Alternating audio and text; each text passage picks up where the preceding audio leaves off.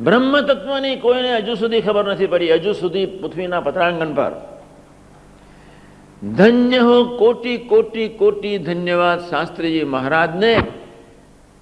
એમને અક્ષરને પુરુષોત્તમની સનાતન શુદ્ધ ઉપાસના બહુ ખુલ્લી કરી દીધી.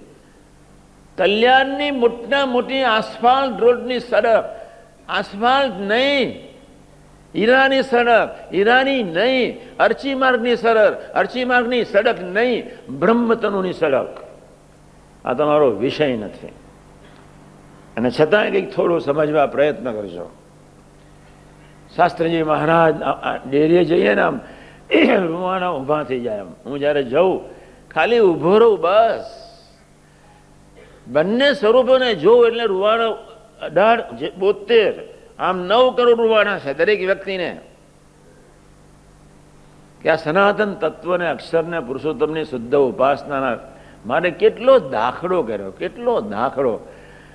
મૂર્ખાઓને ડબલ પગે લાગવા છે અને ડાયાને ડફ ના હોય.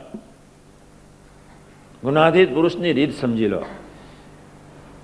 મૂર્ખાને પગે લાગવું પડે, મૂર્ખાને માન આપવું પડે, મૂર્ખાને પ્રસાદ આપવો પડે, મૂર્ખાને ભેટવું પડે, મૂર્ખાને બધું જ કરવું પડે. અને ડાયો હોય એની ઉપેક્ષા હોય, એના ડફ ના હોય, એની પર અધિકાર હોય, એને જેમ તેમ જ્યાં ત્યાં જેવું તેવું જ્યારે તેના દેહને ફેંકી દેવાનો હોય.